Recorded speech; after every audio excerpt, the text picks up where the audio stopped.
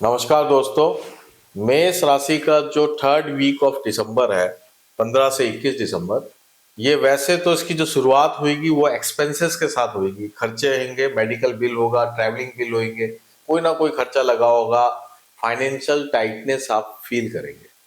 लेकिन यही सप्ताह से आपके रुके हुए काम बनना शुरू होंगे, खासकर जब सूर्य धनु राशि में प्रवेश कर जाएगा। तो आपको लगेगा कि अब काम बन रहे हैं, इनकम की भी ग्रोथ होना शुरू हो गई। तो मैं अब आपको डिटेल में बताता हूं कि कैसा आपका ये पूरा सप्ताह जाने वाला है। आप वीडियो में लास्ट तक बने रहें। तो सबसे पहले मैं जैसे हमेशा करता हूं कि हम जो बात कर रहे हैं वो सबसे पहले हेल्थ की बात करेंगे। हेल्थ, तो हेल्थ के अंदर आप देखिए कि आपका जो लग्नेश है वो मंगल 9th हाउस में आ गया है। बृहस्पति इसको देख रहा है, बहुत सारे प्लैनेट 8th हाउस में। तो जब बहुत सारे प्लैनेट 8th हाउस में हो, शनि भी 12th हाउस में हो, तो सबसे पहले तो हमें ये देखना है कि कहीं हमारी आईज से रिलेटेड तो कोई प्रॉब्लम नहीं आ रही, आंखों से रिलेटेड। ये इसकी बहुत संभावनाएं हैं। दूसरा, डाइजेशन को लेके भी काफी संभावनाएं हैं कि वो वीक हो। और अगर आप डायबिटिक हैं या बीपी के मरीज हैं तो वहां भी आपको बहुत ध्यान रखना पड़ेगा। 8th हाउस का इतने सारे प्लैनेट होने से कोई ना कोई आकस्मिक या जो आजकल की जो मौसमी बीमारियां हैं वो भी हावी हो जाती हैं, क्योंकि ये इम्यूनिटी को वीक कर देता है। मंगल भी जो है इम्यूनिटी को वीक कर रहा है। तो आप अपनी थोड़ी हेल्थ अच्छी रखें, खाली केवल एक्सरसाइज करते रहें तो भी आपकी हेल्थ अच्छी होगी, और लीवर को मजबूत रखें तो भी आपकी हेल्थ अच्छी रहेगी। और इसके अलावा जो मुझे और चीज दिख रही है कि मेडिकल एक्सपेंसेस फिर भी दिख रहे हैं, तो वो चाहे पेरेंट्स से रिलेटेड कोई मेडिकल एक्सपेंसेस हो सकते हैं या घर के और कोई फैमिली मेंबर को लेके भी हो सकते हैं, खासकर संतान को लेके या भाई बहनों को लेके। तो वो भी आपका इसमें आ सकता है। तो जो भी आए आप उसको प्रायोरिटी पे रखें और वहां पे ध्यान दें। अब हम करियर को लेके चर्चा कर लेते हैं। तो करियर जो है, शनि जो है आपका as a 10th Lord 12th house में आ गया है, और ये व्यापार के सारे जो ग्रह हैं वो 8th हाउस में है। बृहस्पति मंगल आमने सामने है। तो जो प्रोफेशनल्स हैं उनके लिए यात्राओं का योग है। जो व्यापारी हैं उनका इंपोर्ट एक्सपोर्ट का अगर काम है तो वो काम बहुत तेजी से बढ़ने का योग है। ट्रैवलिंग से काम बनेगा, ये पूरे सप्ताह की थीम हुई। और जैसे ही 16 दिसंबर को जब सूर्य धनु राशि में प्रवेश करेगा, सूर्य यहाँ पे आ जाएगा, तो आपके रुके हुए काम बनने लग जाएंगे। जो आपके काम जो एग्रीमेंट्स हुए हुए थे, जो एकदम रुक गए थे, वो पूरे होने लग जाएंगे। पैसा रुका हुआ भी आना शुरू हो जाएगा।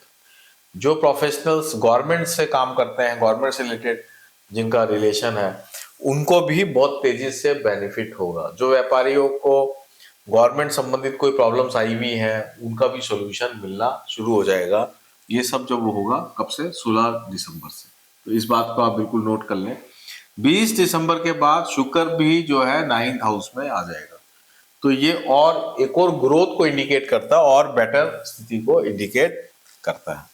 अब हम वेल्थ को लेके बात कर लें। तो वेल्थ में तो मैंने आपको पहले ही बता दिया है कि एक्सपेंसेस का योग है, कहीं ना कहीं पैसे लगते रहेंगे।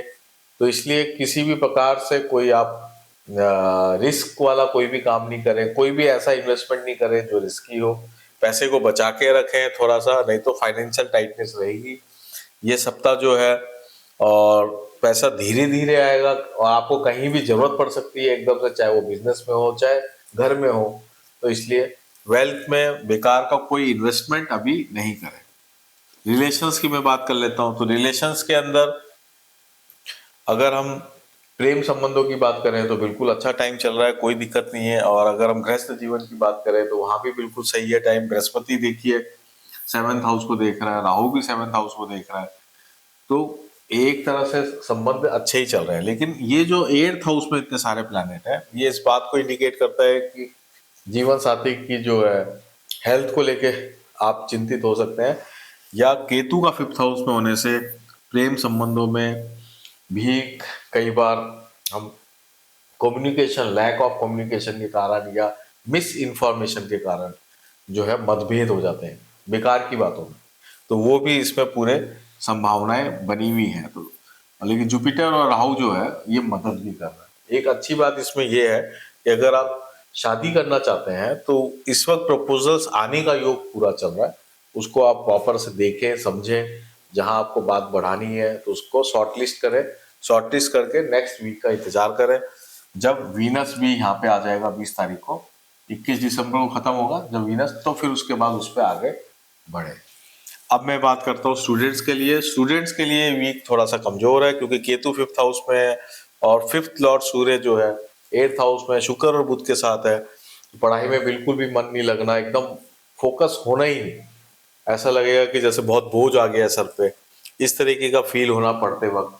तो ये इसका सुधार 16 दिसंबर से शुरुआत होगी।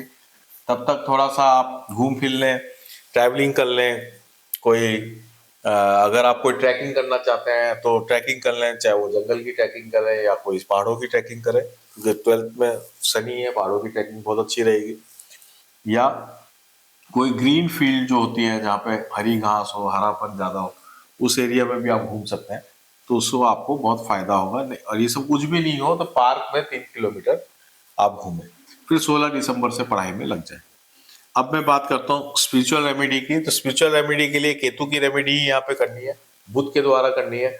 इसलिए आप रेगुलर वे से गणेश जी का कोई भी मंत्र का जाप करें या गणेश अथर्वशीष पाठ का आप पाठ करें, रेगुलर डेली करें। इसके अलावा जो मैंने मंथली हॉरोस्कोप मैंने दिसंबर का बना रखा है मेष राशि का, उसको जरूर देख लेना, वहां जो रेमेडी बताई है उसको भी आप फॉलो करें।